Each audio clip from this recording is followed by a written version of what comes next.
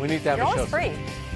It's so much fun. One more day together. Everybody loves Mina. Welcome to PTI, everyone. Mike and Tony are still on their RV trip through Yosemite. So I'm joined by my great friend from NFL Live and the Mina Kimes Show featuring Lenny. Mina Kimes, everyone. Kind of a Wednesday, Friday applause a little bit. All right, let's get going here. Let's start with wide receiver news from the NFL. The Panthers traded Adam Thielen back to the Vikings, for whom he had 2 Pro Bowl seasons, and Chiefs pass catcher Rashee Rice has accepted a 6-game suspension for his role in a multi-car crash in Dallas in 2024 that left several people injured. Okay, Mina, what's the bigger wide receiver news to you? I'll go with Rice because he's the more impactful player on the better team. Look, the Chiefs offense obviously went to the Super Bowl last year without him, but Frank, I would argue with him, they can be a top 5 unit again. People forget how good he was in the second half of his rookie season. From that point until the first 3 weeks of last year before he got hurt, he led all receivers league-wide in yards after the catch. They figured out how to use Xavier Worthy. As I said yesterday, Travis Kelce looks good, but Rashee Rice is the #1 receiver in this offense, so his absence is huge. That said, I think the Chiefs are actually happy that it's coming at the beginning of the season because they have some certainty, they can game plan for it, and then they get him back when it matters most. Yeah, see, now, people like you who live your life and you know the NFL as well as anybody, everyone keeps waiting for the demise of the Kansas City Chiefs, and everyone talks about their wide receivers. When Tyreek Hill wasn't there, everyone told me they weren't going to be that good anymore. They go to 3 straight Super Bowls. You're right. They absolutely need Rice, but they got the guy at quarterback that is head and shoulders above everyone in the league. So it seems to me it's kind of a plug-and-play thing. Whoever they put in there, somehow he makes it work. And when they get Rice back, and I think you're 100% right, it was smart to figure this out now as opposed to later on in the season. So I think they'll be fine. But when you look at Thielen, what's gone on with him, he spent a couple of years with the Panthers. And with Bryce Young, it was important to have a veteran receiver that could kind of help him through his growing pains. You know, the last 10 weeks of the season, Bryce Young played a lot better. I think Thielen had a lot to do with it. Now he goes back to Minnesota, and what do we have? A rookie quarterback in J.J. McCarthy. He's worked out with him the last 2 summers, so something tells me this was probably in the works for a couple of months. And you're getting a guy who wants to be back in Minnesota. Born there, went to college there. His best years were with the Vikings. I think it's a smart move by Minnesota, especially with a young starting quarterback. A Minnesota team that won't have Jordan Addison, speaking of suspensions, will be out for a few games. But you talked about how good Bryce Young was in the second half of the season. You're absolutely right. Thielen was a big part of that. In that second half, he led the team in target share, yards. He caught 80% of Bryce Young's passes, Frank. So while I understand why they traded him, they drafted a receiver in the first round. He looks great. Tetairoa McMillan.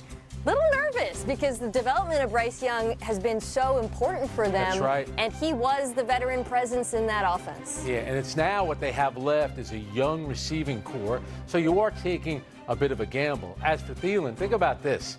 He is, first of all, he's going to probably start, opposite Justin Jefferson in week 1, which, by the way, will be an ABC game against the Bears. But you're talking about a guy, only Randy Moss and Chris Carter have more receptions with the Minnesota Vikings.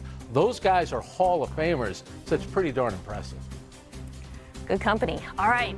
The NFL opener between the Cowboys and Eagles is a week from tomorrow, and Micah Parsons still hasn't suited up. Cowboys head coach Brian Schottenheimer says that even if a deal gets done with the hold-in before the game, Parsons will probably need a ramp-up plan and probably won't even be able to play every down in Philly. Frank, is it getting a little late for Micah Parsons to play like Micah Parsons in next week's opener? Yeah, we're getting down to the nitty-gritty here, and they're going to practice Sunday, Monday, Tuesday, then they'll fly to Philly on Wednesday. So at some point you think he's got to come back. I'm sympathetic to the former players when I hear them talking about it because they know as well as anybody. And you hear guys talk about it would be malpractice if they throw him out there. Well, number one, he is under contract to play. And it is football. This guy is a football player. The fact that he's there every day at camp, he's a world-class athlete. You know that he's keeping himself in shape.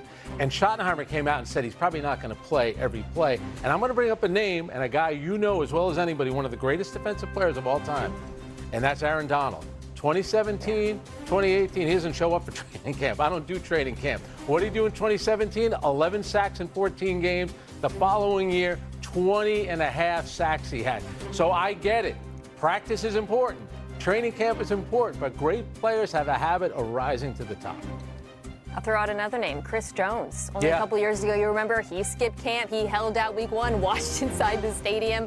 Then he comes back, and he has 2 sacks in his first game. He had 7 sacks in his first 5 games. He was fine.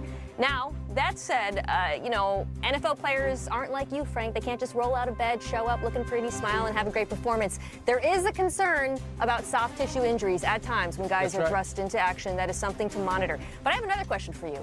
All right. This is the opener, right? Obviously, this negotiation is between the Cowboys and Micah Parsons. But at a certain point, if you're the NFL, aren't you a little perturbed that this storyline is going to hang over week 1 if Parsons isn't out there? Yeah, I think the NFL, as you tell me, would Jerry Jones be perturbed because everyone will be talking about him and Micah Parsons. But you do have the defending Super Bowl champs. This is one of the best rivalries in the sport. So you're going to have week 1. I mean, it's going to get a great rating.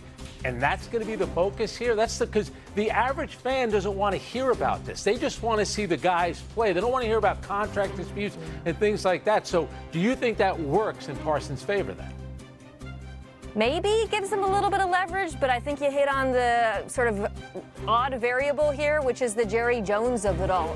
Does he even care if they're fielding the best team possible is a reasonable and open question. I would care because, quite frankly, if Micah Parsons isn't out there, I have trouble seeing this being a competitive game, but I do not pretend to understand what drives or motivates Jerry Jones in these negotiations. Yeah, I still feel like he's going to play in week 1. And we've been sitting around here now for 3 days. We keep thinking the news is going to come down any moment. No. It's going to come down any moment.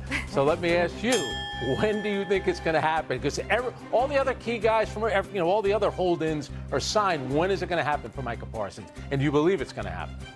I still think so in the next few days because it would be too dumb not to, but that's not a good reason for the Dallas Cowboys, apparently. Yeah, you're 100% right. All right, now let's move on to the U.S. Open, where Coco Gauff is through to the second round.